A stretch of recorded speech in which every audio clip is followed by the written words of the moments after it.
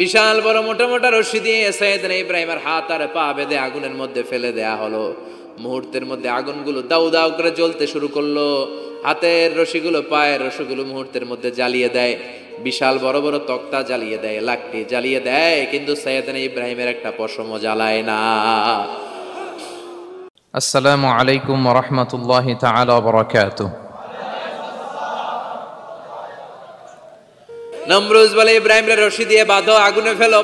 বিশাল আগুনের কুণ্ডলি করে সাইয়েদনা ইব্রাহিমকে আগুনের কুণ্ডলির মধ্যে ফেলা হলো। হাতে পায়ে বড় বড় মোটা মোটা রশি দিয়ে বাঁধা সাইয়েদনা ইব্রাহিমকে আগুনের কুণ্ডলির মধ্যে ফালায়। সাইয়েদনা জিব্রাইল বলে, ও সাইয়েদনা ইব্রাহিম, আপনি বলেন আমার পাখার আঘাতে আগুনগুলো এক পাশ থেকে আরেক পাশে, এক দেশ থেকে আরেক দেশে উড়িয়ে নেই, বিশাল আগুনের কুণ্ডলিকে এক ঝাপটা মেরে থামিয়ে দেই। সাইয়েদনা ইব্রাহিম বলে, কোনো দরকার নাই, কারণ আগুনের মালিক আমার সাথে আছে। রাডাই, I don't need your help, আমার কোনো সাহায্যের দরকার নাই, কারণ আগুনের যে রব সে আল্লাহ সবকিছু দেখে কি দেখে না। আজও যদি তোমাদের মাঝে কেউ ইব্রাহিমের মতো ঈমান আনিতে পারো, অগ্নিকেও পুষ্প বলে পরিণত করিতে পারো, ঠিক কিনা? মুসার মতো ঈমান হলে রাস্তা হবে সাগর জলে, ইউসুফের মতো ঈমান হলে একে একে দরজা খুলে। নবী ইব্রাহিমের মতন ঈমান যদি আজও থাকে বিদ্যমান, অগ্নিকুণ্ডে দেখতে পাবে খুবসুরত এক ফুল বাগান। সুবহানাল্লাহ পড়েন। আল্লাহ বলেন, কুলনা ইয়া নারু কুনি বারদান ওয়া সালামান আলা ইব্রাহিম। আল্লাহ বললেন, আগুন, দুনিয়ার শুরু থেকে তোকে একটা ধর্ম আমি দিয়েছি, যা পাবি জ্বালিয়ে ছারখার করে দিবি, কিন্তু আজকে কয়েকদিনের জন্য তোর জ্বালানোর ক্ষমতা আমি আল্লাহ কেড়ে নিলাম। তে আমার ইব্রাহিমের জন্য ঠান্ডা হয়ে যা।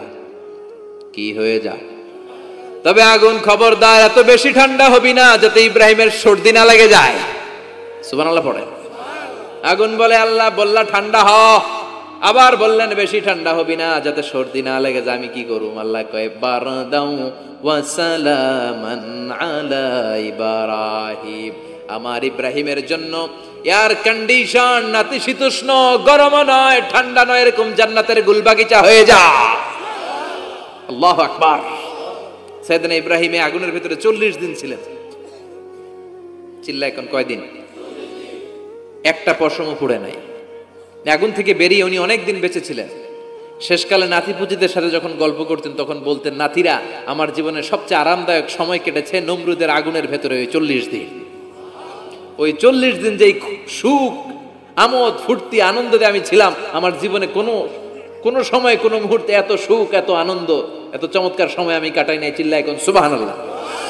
এবার আল্লাহ ডেকে বলেন, নমরুদ, টাইম ইজ আপ, তোর সময় শেষ, অনেক বেড়েছিস, অনেক সুযোগ দিয়েছি, আর না। আমি আল্লাহ সব সময় ধরি না, ধরলে ধরে না, ধরলে আল্লাহ ছাড় দেয় কিন্তু ছেড়ে দেয় না। সুবহানাল্লাহ পড়েন। আল্লাহ কি দেয়? ছেড়ে দেয় না। আল্লাহ বলে, নমরুদ, এবার তোর শাস্তির পালা। তোরে আমি ফেরেশতা দিয়ে মারবো না, জিন দিয়ে মারবো না, সাইয়েদনা ইব্রাহিম দিয়ে মারবো না, তোরে মারবো আমি ল্যাংড়া মশা দিয়া। সুবহানাল্লাহ পড়েন।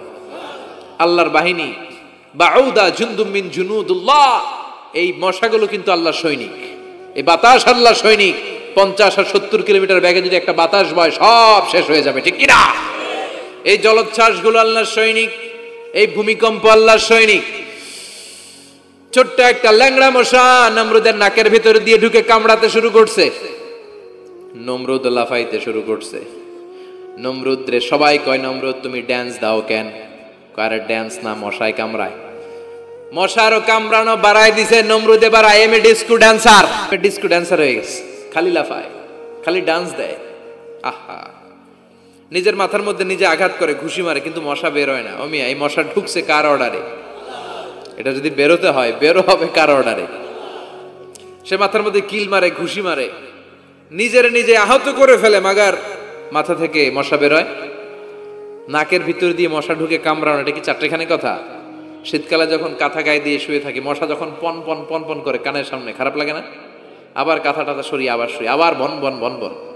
তো কানের সামনে পন পন করলে যদি আপনার এত কষ্ট লাগে, নমরুদের নাকের ভিতরে দিয়ে ঢুকছে, মস্তিষ্কে কামড়াচ্ছে, ওর কেমন লাগে? নমরুদ আর পারে না, অসহ্য, নিজের নিজে মারতে মারতে হাত পা কপাল সব লাল করে ফেলছে। অবশেষে আশেপাশে চাকর বাকর খাদেম খুদ্দাম যারা আছে সবাই বললো, আমি আর পারিনি, এবার তোরা মার, তোরা মার। সবাই কয়ে, নমরুদ আজীবন নাম করে মারছো, এবার পাইছি খেলা, এবার ইচ্ছা মতো তোরা বিড়াম। এবার সবগুলো আমি নমরুদে মারা শুরু করছি। মারতে মারতে বেহুশ মাগার মশা বেরোয়। এই মশা ঢুকেছে কার অর্ডারে? বের হবে কার অর্ডারে? তারপরও বেরোয় না। নমরুদকে এবার আমার জুতা মার। কি মার? এখন আমরা পরি প্লাস্টিকের জুতা, চামড়ার জুতা, তখন পড়তো খরমের জুতা, কাঠের জুতা। খরমের জুতা, চামড়ার জুতা। খরমের জুতা বানায় কি দিয়া?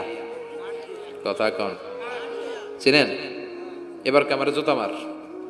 সবাই এবার কাঠের জুতা লইছে, ইচ্ছা মতো পিটান শুরু। পিটাইতে পিটাইতে ওর মাথা ফাটিয়ে রক্তাক্ত করে শেষ। নমরুদের খেলা শেষ। নমরুদের খেলা যখন শেষ, আল্লাহর সৈনিক ওই ল্যাংড়া মশা নাক থেকে বের হয়ে শূন্যে উড়াল দিয়েছে।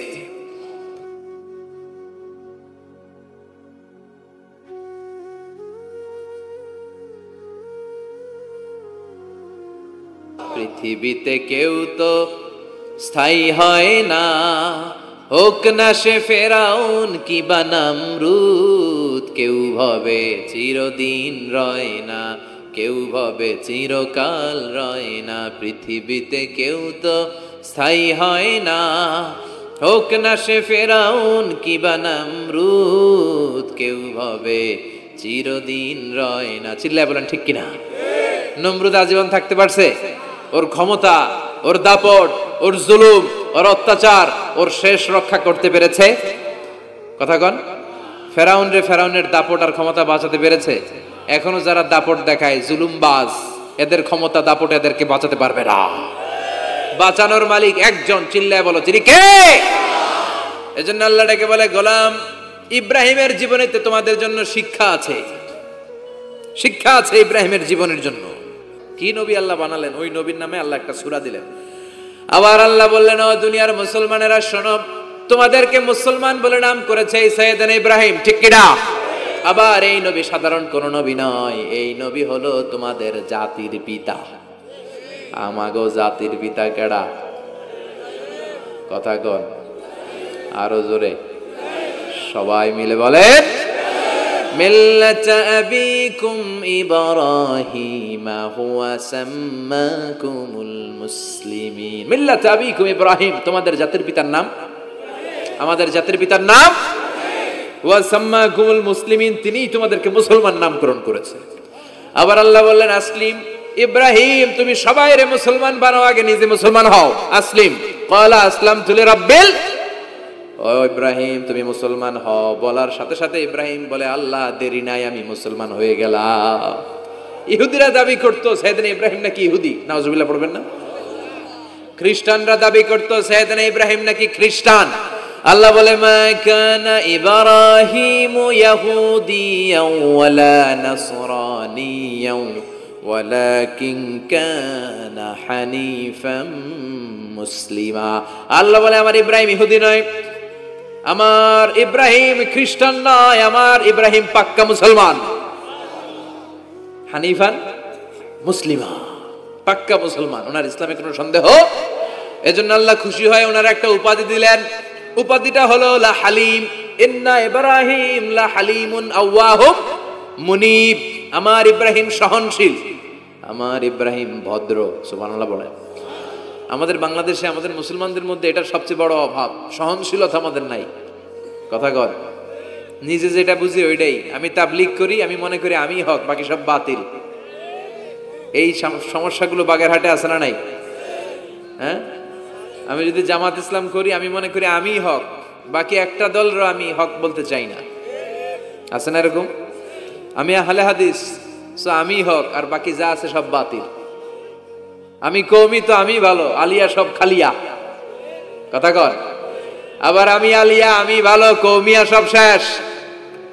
এই ঠেলা ঠেলে এই দেশে আছে না নাই?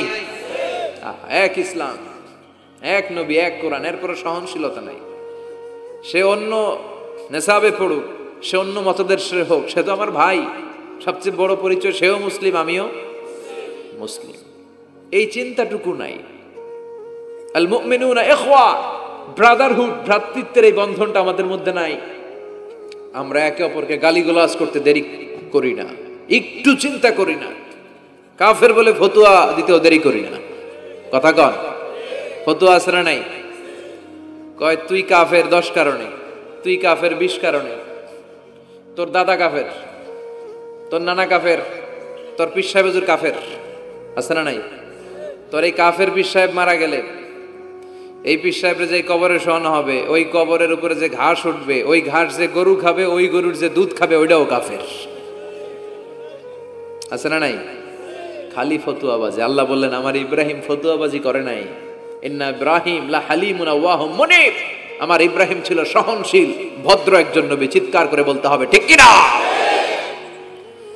আবার আল্লাহ বললেন আমার ইব্রাহিমকে আমি খলিল উপাধি দিয়েছি। ইত্তাখাযাল্লাহু ইব্রাহিমা খলিলা, আল্লাহ বললেন গোটা বিশ্বের মধ্যে থেকে কাউরে আমি খলিল বলে গ্রহণ করি নাই, একমাত্র ইব্রাহিমকে ছাড়া। ইব্রাহিম আলাইহিস সালামকে ছাড়া কাউরে আল্লাহ খলিল বানাইছে? খলিল মানে বন্ধু, খলিল মানে, সবাই বলেন খলিল মানে। সাইয়েদনা ইব্রাহিমকে বানাইছেন খলিল, আর বিশ্বনবীকে বানাইছেন হাবিব। বিশ্বনবীর কি বানাইছে? আর সাইয়েদনা ইব্রাহিম খলিল। বাপ বেটা, একজন খলিল একজন হাবিব। বাপ কা বেটা সিপাহী কা ঘোড়া, কুছ না হতো থোড়া থোড়া, ঠিক কি না? বাপ ভালো তার বেটা ভালো, তাই মা ভালো তার ঝি, গাই ভালো তার দুধ ভালো রে, দুধ ভালো তার ঘি। বাবা যদি ভালো হয় ছেলে ভালো,